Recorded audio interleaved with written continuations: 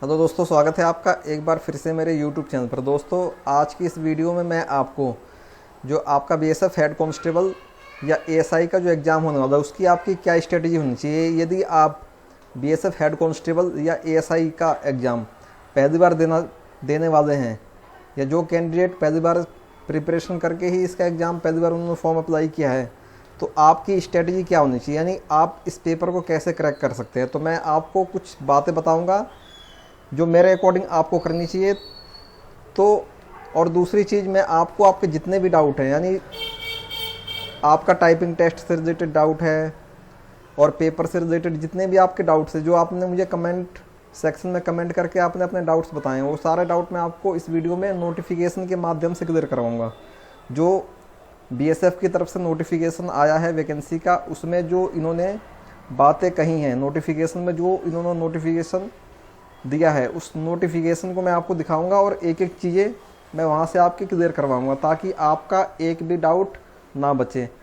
आपको क्या करना है, आपको वीडियो पूरी एंड तक देखनी है, क्योंकि यदि आप वीडियो बीच में स्किप कर जाओगे फिर आप कमेंट करोगे कि सर इसका आपने क्या बताया था, इसका क्या होगा, या ये चीज़ नहीं बताई आपने। तो आपको वीडियो पूरा एंड तक देखना है, जब भी आपको सारी चीज़ें, सारे आपके डाउट क्लियर हो पाएंगे। ठीक है दोस्तों, और आपका सबसे बड़ा जो डाउट है वो है आपका टाइपिंग टेस्ट से रिलेटेड, तो वो भी मैं इस वीडियो में आपको क्लियर करवाऊंगा। ठीक है दोस्तों, तो यदि आप मेरे चैनल पर नए हैं, वीडियो को पहली बार देख रहे हैं, तो चैनल को सब्सक्राइब करना ना भूलें और वीडियो को ज़्यादा से ज़्यादा लाइक करें। तो चलिए आइए करते हैं वीडियो को स्टार्ट। तो जो आपका बीएसएफ हेड कांस्टेबल या एएसआई का जो एग्ज़ाम, इसकी स्ट्रेटजी आपकी क्या होनी चाहिए, या आप पहली बार इसका एग्ज़ाम देने जा रहे हैं, तो आपकी स्ट्रेटजी क्या होनी चाहिए कि आप एग्ज़ाम फर्स्ट अटैम्प्ट में ही क्लियर कर दें। ठीक है, तो मैं आपको बताता हूँ। देखिए, सबसे पहले जैसा कि आपको पता होगा कि जो बीएसएफ हेड कांस्टेबल का जो सिलेबस है, एएसआई और हेड कांस्टेबल का सेम सिलेबस है। ठीक है, इसके सिलेबस में आप देख सकते हैं हिंदी एंड इंग्लिश लैंग्वेज। ठीक है, अभी बहुत सारे बच्चों को ये समझ में नहीं आ रहा कि हिंदी और इंग्लिश क्या है ये। तो ये जो है आपका, यानी हिंदी और इंग्लिश, ये है आपका ऑप्शन है। ठीक है, यानी ऑप्शनल है। ऑप्शनल का मतलब ये होता है कि यदि आपको हिंदी अच्छे से आती है तो आप हिंदी कर सकते हैं, यदि आपको इंग्लिश अच्छे से आती है तो इंग्लिश कर सकते हैं। सबसे पहले तो मैं आपको ये बताना चाहूँगा कि जो आपका पेपर है, ये आपका पेपर होगा बिलिंगुअल। बिलिंगुअल का मतलब होता है जो आपका पेपर है ये दो भाषाओं में होगा, हिंदी और इंग्लिश दोनों भाषाओं में। यानी कहने का मतलब है जो आपके सब्जेक्ट हैं, जैसे आपका आ गया रीजनिंग, हो गया math, physical aptitude, basic computer question, जो भी क्वेश्चन आएंगे आपके 100 क्वेश्चन हिंदी और इंग्लिश लैंग्वेज को छोड़ के बाकी जो आपके 80 क्वेश्चन होंगे ये दोनों भाषाओं में होंगे, इंग्लिश में भी होंगे और हिंदी में भी होंगे। ठीक है, तो आपका जो पेपर होगा हिंदी और इंग्लिश दोनों भाषाओं में होगा। ठीक है, अब आते हैं पहली चीज़ पे, जो आपका हिंदी एंड इंग्लिश लैंग्वेज है, ये आपकी ऑप्शनल है। ऑप्शनल का मतलब होता है इन दोनों में से आपको कोई एक सेक्शन करना है। यदि आप हिंदी के स्टूडेंट हैं, हिंदी आपको अच्छे से आती है, तो आपको हिंदी करनी चाहिए, और यदि आपको इंग्लिश अच्छे से आती है, इंग्लिश की, तो आपको इंग्लिश अटैम्प्ट करनी चाहिए। ठीक है, ये आपके पास ऑप्शन है कि आप दोनों में से कोई एक अटैम्प्ट कर सकते हैं। आपको दोनों अटैम्प्ट नहीं करना है, दोनों आपको नहीं करना है, केवल आपको एक ही करना है। ठीक है, सबसे बड़ा फ़ायदा इस पेपर में आपको यही है कि एक्चुअली होता क्या है कि जैसे कोई भी सेंट्रल गवर्नमेंट का एग्ज़ाम होता है तो उसमें क्या होता है कि इंग्लिश मस्ट होती है। जैसे एसएससी का मैं एग्जांपल आपको देता हूँ, इंग्लिश उसमें मस्ट सब्जेक्ट है, GK, English, reasoning, math.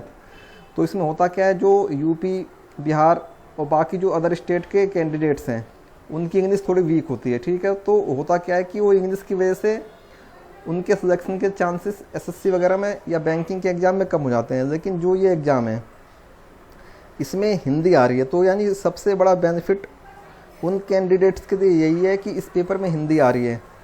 Hindi में यदि आप थोड़ी सी कॉन्सेप्ट आपका क्लियर होगा तो आप 20 में से 18 प्लस नंबर आपके आ जाएंगे आसानी से। ठीक है, तो यदि आपको हिंदी या इंग्लिश दोनों में से कोई भी सब्जेक्ट अच्छी तरीके से आता है तो आपको वही सब्जेक्ट अटैम्प्ट करना है आपके अपने अनुसार।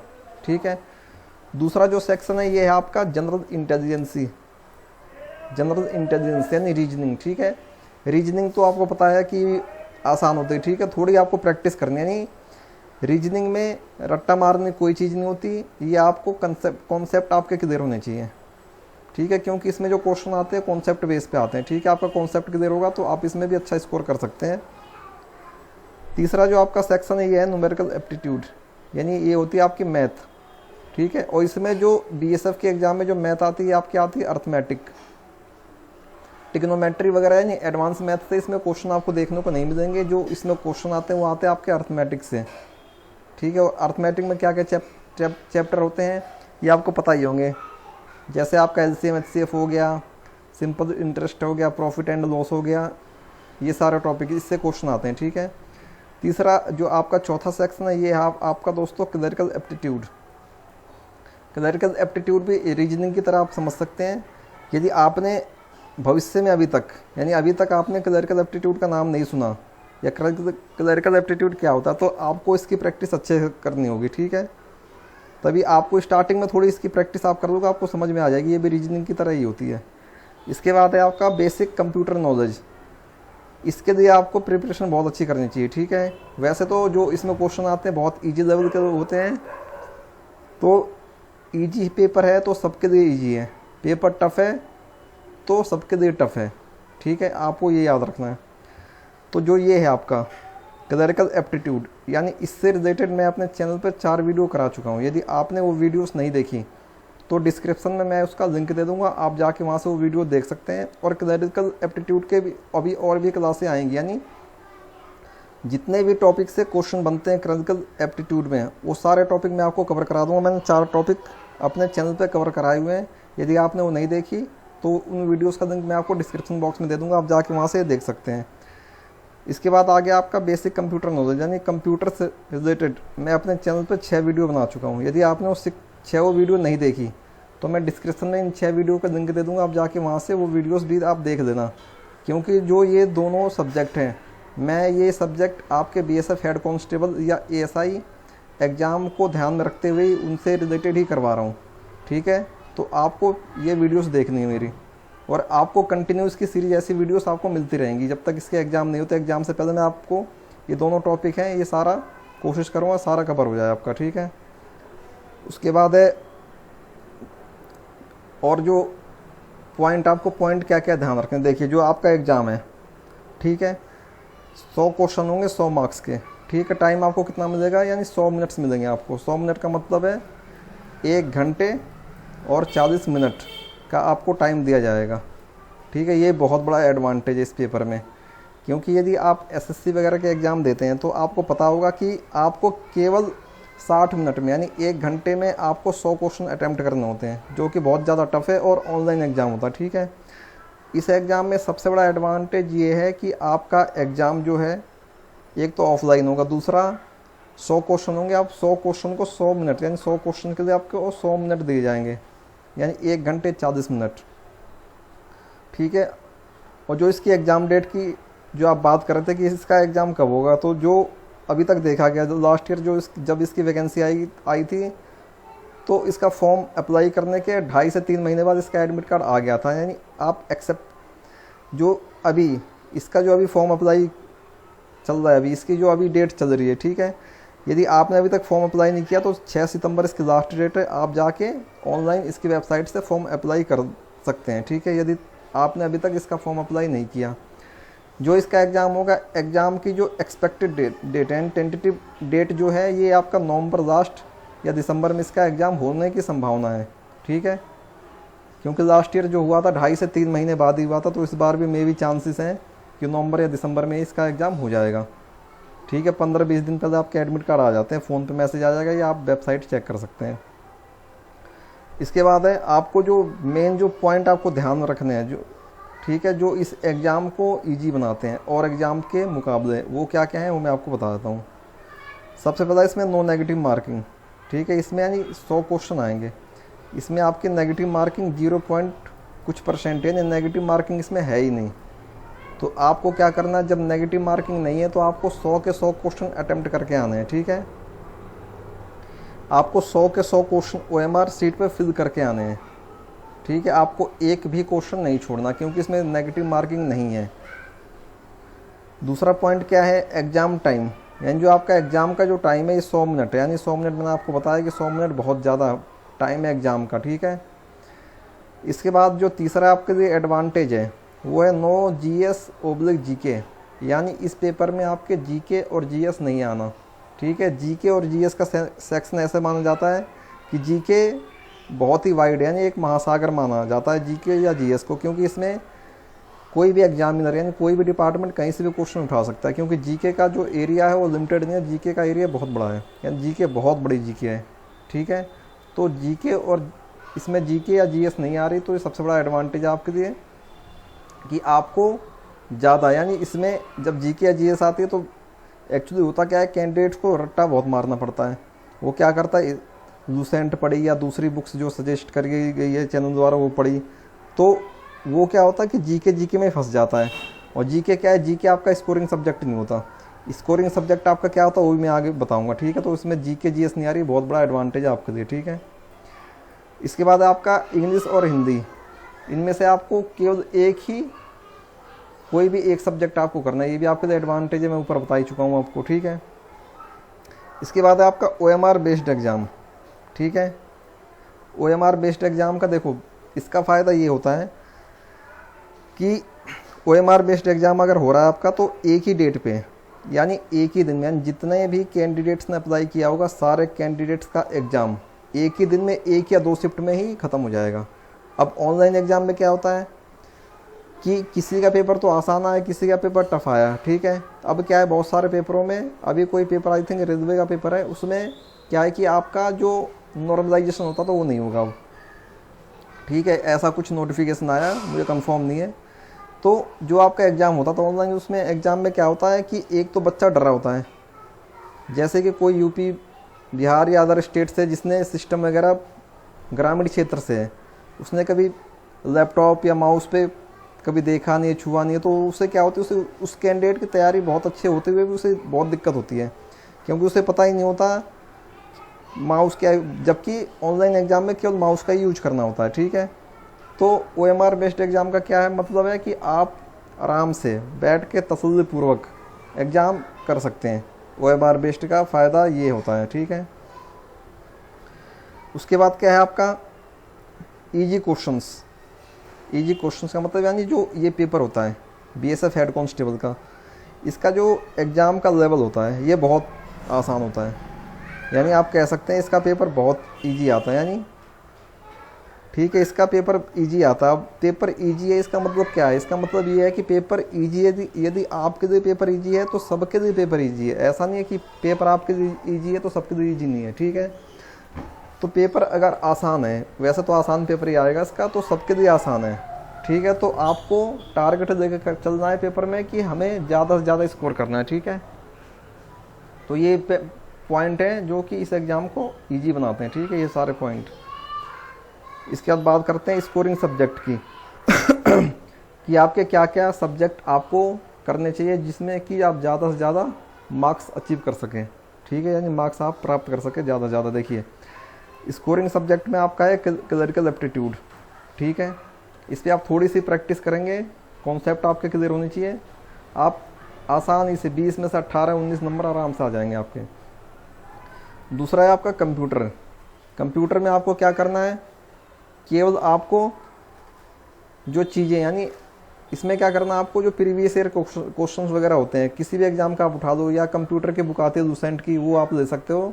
उसमें क्या होता है कि आप उससे पूरा सीक्वेंस वाइज, यानी जैसे जैसे उसमें दिया वैसे वैसे आप रट दोगे तो आपका जो कंप्यूटर का है, कंप्यूटर के जो आपका पार्ट है ये आपका क्लियर हो जाएगा। ठीक है, तो आपको क्या करना है, इसमें कंप्यूटर पढ़ना है। ठीक है, उसके बाद है आपका रीजनिंग। रीजनिंग में क्या है, इसमें भी आपके कॉन्सेप्ट क्लियर होने चाहिए, और आपको डे टू डे यानी डेली आपको रीजनिंग की प्रैक्टिस करनी है किसी न किसी टॉपिक की। ठीक है, यानी किसी न किसी चैप्टर की आपको डेली प्रैक्टिस करनी है। इसके बाद आपकी स्टडी कितनी होनी चाहिए, यानी आपको, यदि आप, इसमें 2 चीज़ें हैं, यदि आप किसी भी कॉम्पिटिटिव एग्ज़ाम की तैयारी करते आए प्रीवियस ईयर से, ठीक है, तो आपकी जो स्टडी होनी चाहिए वो आपकी 5 से 6 घंटे होनी चाहिए डेली। ठीक है, और यदि आप एकदम फ्रेशर हैं, पहली बार गवर्नमेंट जॉब के एग्ज़ाम दे रहे हैं, तो आपको सबसे पहले तो आपके कॉन्सेप्ट क्लियर होने चाहिए। तो इसमें क्या है कि आपको किसी भी ऑनलाइन इंस्टीट्यूट से, या जो आपके आसपास कॉम्पिटिटिव एग्ज़ाम के जो इंस्टीट्यूट तैयारी करवाते हैं उनसे आपको तैयारी, सबसे पहले आपको वहाँ से तैयारी करनी चाहिए, क्योंकि वहीं से आपके कॉन्सेप्ट क्लियर होंगे। जब आपके कॉन्सेप्ट क्लियर होंगे तब आप ऑनलाइन क्लासेस ले सकते हैं, और वहाँ से जो भी प्रैक्टिस सेट वगैरह होते हैं उसे आप सॉल्व कर सकते हैं। तो जो फ्रेशर है वो अपने आसपास या ऑनलाइन क्लास दे सकते हैं, ठीक है, उनके डाउट वगैरह, क्योंकि स्टार्टिंग में यदि आप तैयारी करोगे किसी भी चीज़ को, किसी भी चीज़ में आप नए हो, तो आपको जो कॉन्सेप्ट है वो आपका एकदम क्लियर होना चाहिए, और टीचर आपका ऐसा होना चाहिए आपके एक एक कॉन्सेप्ट क्लियर करवाए, ठीक है। तो इसके बाद ये देखिए, जो पहला पॉइंट है आपका कॉन्सेप्ट आपका क्लियर होना चाहिए, ये सब्जेक्ट वाइज। क्लरिकल एप्टीट्यूड का कॉन्सेप्ट क्लियर होना चाहिए, रीजनिंग का कॉन्सेप्ट क्लियर होना चाहिए, आपका कंप्यूटर का होना चाहिए। बाकी यानी कॉन्सेप्ट आपका सबसे पहले आपको पढ़ना कॉन्सेप्ट वाइज। आपको ये नहीं कि जो क्वेश्चन आए पेपरों में वह आपने उठा के रट दिए। हिंदी हो गई, जैसे हिंदी का मैं एग्जाम्पल आपको देता हूँ। हिंदी में जैसे आपका हो गया, हिंदी में जैसे अलंकार हो गया आपका एक, ठीक है, दूसरा हो गया आपका वाच्य हो गया। ये यदि आप बेसिक से नहीं समझोगे तो आपके समझ में ही नहीं आएगा। आपने 2-4 क्या किया, आपने 100 क्वेश्चन आपने रट दिए। क्वेश्चन रटने से कुछ नहीं होगा। जब तक आपका हिंदी में कॉन्सेप्ट क्लियर नहीं होगा तब तक आप हिंदी में अच्छा स्कोर नहीं कर सकते। तो आपके जो जितने भी सब्जेक्ट है इसमें आपके कॉन्सेप्ट क्लियर होने चाहिए, ठीक है। इसके बाद क्या करना है आपको, इसकी डेली प्रैक्टिस करनी है। जैसे आपका रीजनिंग हो गया, मैथ हो गया, क्लरिकल एप्टीट्यूड हो गया, ठीक है, इनकी क्या है आपको डेली प्रैक्टिस करनी है। उसके बाद आपका रिवीजन, यानी रिवीजन आपका मोस्ट इम्पोर्टेंट है। जैसे मान के चलिए कि मैंने आज सौरमंडल से रिलेटेड जो चैप्टर से वो मैंने याद किया, उसके जो क्वेश्चन से या कॉन्सेप्ट है वो मैंने याद किया आज, तो नेक्स्ट डे मुझे क्या करना है, दूसरा चैप्टर करना है। दूसरा चैप्टर मान के चलिए मुझे साइंस से करना है, नेत्र से रिलेटेड करना है या मानव कंकाल से रिलेटेड करना है। तो मैं सबसे पहले क्या करूँगा, नेक्स्ट डे जो सौरमंडल से रिलेटेड जो मैंने चैप्टर आज याद किया उसे मैं कल पहले उसे रिवीजन करूंगा, उसके बाद देन नया चैप्टर स्टार्ट करूंगा। इससे क्या है आपका रिवीजन होता रहेगा, वो आपने जो भी याद किया है वो आपके माइंड में रहेगा, आप उसे भूलोगे नहीं, ठीक है। तो आपको रिवीजन भी करना है साथ के साथ। इसके बाद चलते हैं नेक्स्ट, जो आपका टारगेट होना चाहिए दोस्तों इस एग्ज़ाम को मद्देनजर रखते हुए, चाहे आप किसी भी कैटेगरी से बिलोंग करते हैं, SC ST है, OBC है, EWS है, आपका जो टारगेट होना चाहिए ये 90+ होना चाहिए, ठीक है। 90+ आपको टारगेट देके चलना है, क्योंकि इसकी कट ऑफ कम नहीं जाने वाली, ठीक है। तो आपको टारगेट 90+ देके चलना है, ठीक है दोस्तों। तो ये आपको जो इस एग्ज़ाम की स्ट्रेटेजी वो मैंने आपको बता दी, ठीक है। अब मैं आपके जो भी डाउट थे वो डाउट आपको क्लियर करता हूँ नोटिफिकेशन के माध्यम से। नोटिफिकेशन पढ़ूंगा मैं, आपको रीड करूँगा, उससे फिर हिंदी में समझाऊंगा क्या कह रहा है, ठीक है। तो कैंडिडेट्स के डाउट, यानी जो भी आपके डाउट है, देखिए सबसे पहले तो आपका डाउट है दोस्तों टाइपिंग टेस्ट से रिलेटेड, ठीक है। तो ASI एग्ज़ाम है इनका, तो स्टेनोग्राफर का है, तो शॉर्ट हैंड इनकी टाइपिंग होती है, ठीक है। अब देखिए जैसा कि आप देख सकते हैं नोटिफिकेशन के स्क्रीनशॉट दिए मैंने, इसके माध्यम से मैं आपको समझाता हूँ। ये देखिए for head constable ministry there, ठीक है, टाइपिंग टेस्ट। अब देखिए क्या कह रहा है, 35 वर्ड्स पर मिनट इन इंग्लिश और या 30 word per minute in Hindi on computer. आपका जो टाइपिंग टेस्ट होगा वो केवल एक भाषा में होगा, ठीक है। या तो आप इंग्लिश में टाइपिंग दे सकते हैं या तो आप हिंदी में दे सकते हैं।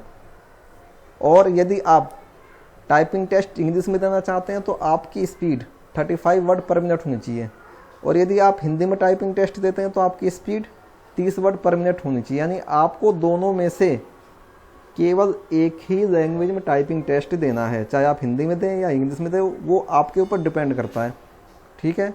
तो आपको टाइपिंग टेस्ट कोई एक देना, या तो इंग्लिश में आप दे दो या हिंदी में दे दो, जो भी आपको इजी पड़ता है वो आप दे सकते हैं। वैसे मेरे हिसाब से आपको जो टाइपिंग टेस्ट है दोस्तों ये आपको इंग्लिश में देना चाहिए, ठीक है, क्योंकि हिंदी में क्या होता है, हिंदी में कम से कम कीबोर्ड के आप 2 से 3 की एक साथ प्रेस करोगे जब जाके आपका 6 बनेगा या छतरी वाला 6 बनेगा, ठीक है। इस टाइप के दिक्कतें आपको हिंदी में होती है, ठीक है। और इंग्लिश में क्या है, जो भी आपका है कीबोर्ड पे जो दिख रहा है JKLMM, आपने उसे प्रेस करते गए वो टाइप होता जाएगा, ठीक है। तो मेरे हिसाब से जो आपकी इंग्लिश की टाइपिंग है वो आपको हिंदी के मुकाबले बहुत आसान पड़ेगी। तो आपको मेरे हिसाब से आपको जो प्रैक्टिस करनी चाहिए वो इंग्लिश टाइपिंग की करनी चाहिए, ठीक है। बाकी यदि आप हिंदी में अच्छे हैं तो आप हिंदी की टाइपिंग भी कर सकते हैं, ये आपके पास ऑप्शन है। आपको टाइपिंग टेस्ट केवल एक ही भाषा में देना, या तो आप इंग्लिश में दो या हिंदी में दो, ठीक है। ये हो गया आपका टाइपिंग टेस्ट से रिलेटेड डाउट जो आपका था, ठीक है। दूसरा है आपका हाइट और चेस्ट से रिलेटेड, ये भी इसके लिए भी मुझे कमेंट आ रहे हैं, देखो ये साफ साफ कह रहे हैं for all candidates except the candidates belonging to scheduled tribes ठीक है, ये देखिए, ये जो आपकी हाइट है ये आपकी 165 सेंटीमीटर होनी चाहिए यदि आप मेल कैंडिडेट है। यदि आप फीमेल कैंडिडेट हैं तो आपकी हाइट 155 सेंटीमीटर होनी चाहिए। ठीक है, ये जो नॉर्मल जो कैंडिडेट्स होते हैं आपके, ये उनके लिए, यानी आपको 165 सेंटीमीटर मेल कैंडिडेट की हाइट होनी चाहिए और 155 सेंटीमीटर फीमेल कैंडिडेट की हाइट होनी चाहिए। ठीक है, अब देखिए रिलैक्सेशन यानी छूट किसे किसे हैं। ठीक है, candidates following in the categories of, ठीक है, कुमायूंस, गढ़वाली वगैरह, Dogras, Marathas, candidates belonging to the state of Sikkim, Nagaland, Arunachal Pradesh, Mizoram, Tripura, Manipur, Meghalaya, Assam, Himachal Pradesh and Kashmir, Leh and Ladakh region. जो कैंडिडेट्स इन रीजन से बिलोंग करते हैं उनको हाइट में छूट है। अब छूट कितनी है, उनकी हाइट होनी चाहिए, यदि आप मेल यानी पुरुष कैंडिडेट हैं तो आपकी हाइट 162.5 सेंटीमीटर होनी चाहिए। यदि आप फीमेल कैंडिडेट हैं तो आपकी हाइट 150 सेंटीमीटर होनी चाहिए। ठीक है, इतनी आपकी हाइट होनी चाहिए। इससे यदि 1 सेंटीमीटर भी आपकी हाइट कम है तो आप रिजेक्ट हो जाओगे। ठीक है, तो आपको ये भी ध्यान रखना है। ठीक है, बाकी मैंने आपको बता ही दिया। इसके बाद बात करते हैं चेस्ट की। यदि आप general, OBC, SC, EWS category से बिलोंग करते हैं, ठीक है, साफ साफ लिखा है, तो आपकी जो आपकी चेस्ट होनी चाहिए 77 सेंटीमीटर अनएक्सपेंडेड। अनएक्सपेंडेड का मतलब होता है बिना फुलाए, यानी 77 सेंटीमीटर होनी चाहिए बिना फुलाए। और उसके बाद 82 सेंटीमीटर आपकी होनी चाहिए एक्सपेंडेड, यानी छाती फुला के। एक होता है छाती को बिना फुलाए आपकी 77 सेंटीमीटर होनी चाहिए, और जो आपकी छाती यानी सीने को फुला के आपकी 82 सेंटीमीटर होनी चाहिए। इसके बाद यदि आप एसटी कैटेगरी से बिलोंग करते हैं तो आपकी अनएक्सपेंडेड यानी बिना छाती फुलाए आपकी 76 सेंटीमीटर होनी चाहिए, और छाती फुला के ये आपकी 81 सेंटीमीटर होनी चाहिए। ठीक है, तो ये हो गया आपका हाइट और चेस्ट से रिलेटेड जो भी आपके डाउट हैं वो मैंने क्लियर करवा दिए हैं। आप इसका कंप्लीट नोटिफिकेशन वेबसाइट से भी डाउनलोड करके आप वहाँ से भी ये चीज़ें पढ़ सकते हैं, मैंने वहीं से उठाए हैं।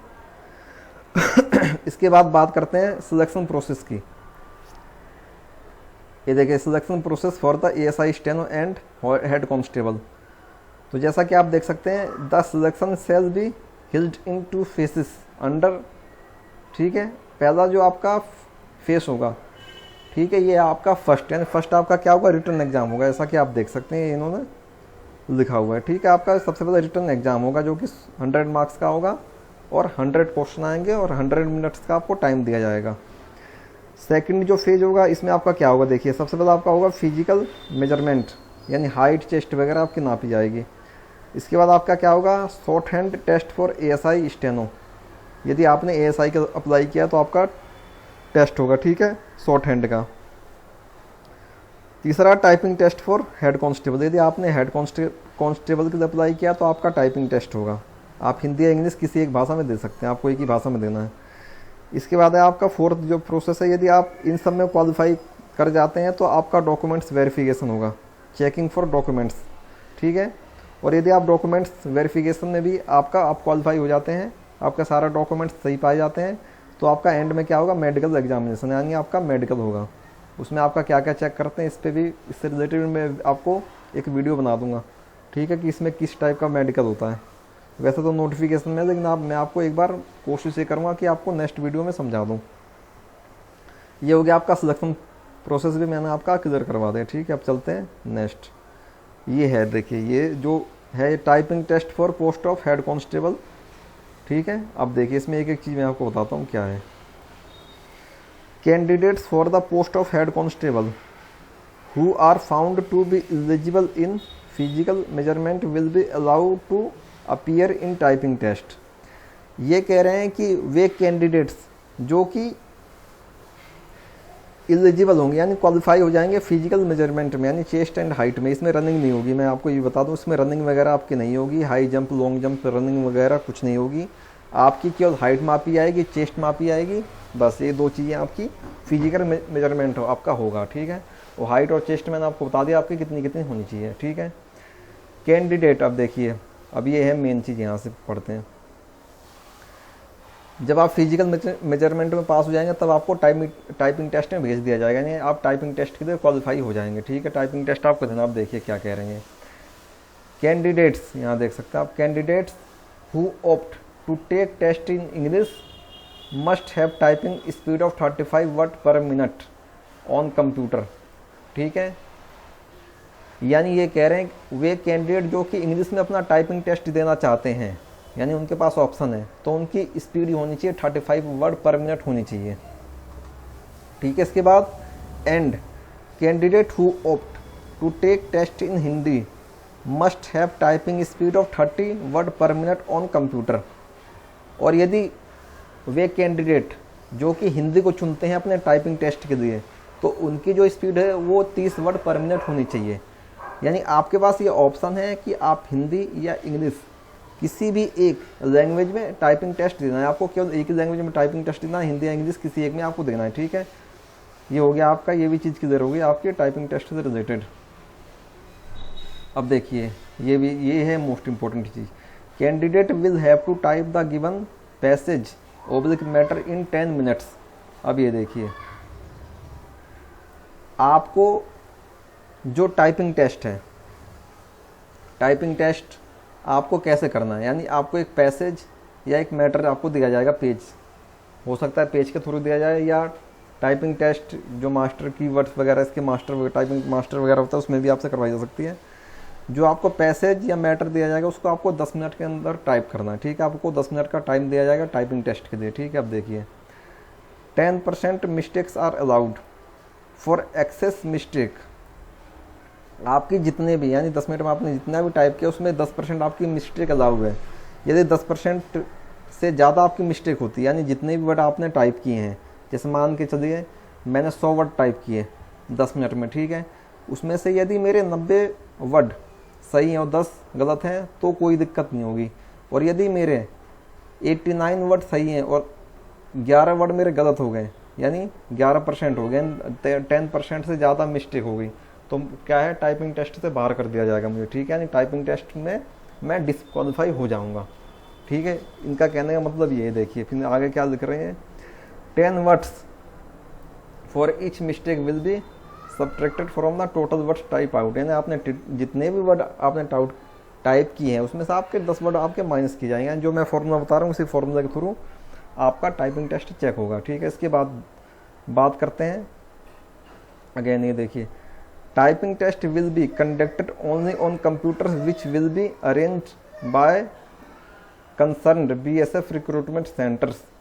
यानी जो आपका टाइपिंग टेस्ट का सेंटर है या जो कंप्यूटर से, वो BSF की जो रिक्रूटमेंट टीम है उनके द्वारा आपके कंडक्ट किए जाएंगे। यानी जो भी आपका टाइपिंग टेस्ट है वो कंप्यूटर कंडक्ट करेगा BSF। ठीक है, अब इसके बाद ये मोस्ट इंपॉर्टेंट है आपके लिए। देखिए candidate will not be allow to bring oblique use their personal keyboard mouse ETC for typing test. यानी कैंडिडेट को अलाउ नहीं, यानी कैंडिडेट को अपना पर्सनल माउस और कीबोर्ड लेके नहीं आना है। इसमें इन्होंने साफ साफ लिखा है, इस चीज़ को इन्होंने हाईलाइट भी कर रखी है जैसा कि आप देख सकते हैं। ठीक है, आपको अपना माउस और कीबोर्ड लेके नहीं जाना। ठीक है, आपको टाइपिंग टेस्ट के लिए आपका जो भी एडमिट कार्ड आएगा टाइपिंग टेस्ट का वो लेके आना, और आधार कार्ड वगैरह आपको जो भी बताएंगे उसमें नोट आपके इंस्ट्रक्शंस लिखे होंगे, उसके बेस पे आपको लेके जाना। ठीक है, तो आपको क्या करना है, माउस वगैरह या अपना कीबोर्ड वगैरह कुछ भी लेके नहीं जाना, वहाँ आपको सारी चीज़ें मिलेंगी। ठीक है, तो आपको ऐसे करना है टाइपिंग टेस्ट। ठीक है, तो दोस्तों ये आपका जो जितने भी डाउट थे, आई होप, यानी जितने भी मेरे पास कमेंट आए उससे रिलेटेड आपके जितने भी डाउट थे वो मैंने सारे डाउट आपको इस वीडियो में क्लियर करवा दिए। ठीक है, आई होप जो ये वीडियो थी, ठीक है, इसमें आपको एग्ज़ाम की जो स्ट्रेटजी है, यानी आपको एग्ज़ाम कैसे देना है, यदि आपका फर्स्ट अटैम्प्ट है तो आप एग्ज़ाम को कैसे आपको क्वालिफाई करना है, आपका टारगेट क्या होना चाहिए, कितना आपको स्कोर करना चाहिए, आपके कौन कौन से जो स्कोरिंग सब्जेक्ट है वो कौन कौन से स्कोरिंग आपके सब्जेक्ट हैं। इसके बाद जो भी आपके डाउट थे टाइपिंग टेस्ट से रिलेटेड थे, आपके हाइट से थे, चेस्ट से रिलेटेड थे, आपके रनिंग होगी या नहीं होगी, जो एग्ज़ाम की लैंग्वेज है वो हिंदी होगी, इंग्लिश होगी, क्या होगी। ठीक है, इससे भी रिलेटेड जो भी डाउट था वो मैंने आपके सारे डाउट आपको क्लियर करवा दिए। तो आई होप जो मैंने ये वीडियो बनाई इसमें आपके सारे डाउट क्लियर हो गए हैं। यदि आपका कोई डाउट और भी बचता है तो आप मुझे कमेंट बॉक्स में कमेंट करके बता देना, तो मैं आपका जो कमेंट का आंसर मैं वही रिप्लाई कर दूंगा, ठीक है। और यदि आपके ज़्यादा से ज़्यादा कमेंट आते किसी एक टॉपिक या सब्जेक्ट को लेकर या किसी एक डाउट को लेकर, तो मैं ट्राई ये करूँगा कि उस पर भी एक वीडियो आपको बना दूँ जैसे मैंने ये वीडियो बनाई है, ठीक है दोस्तों। तो दोस्तों इस वीडियो को यहीं समाप्त करते हैं, मिलते हैं दोस्तों नेक्स्ट वीडियो में। तब तक के लिए जय हिंद जय भारत।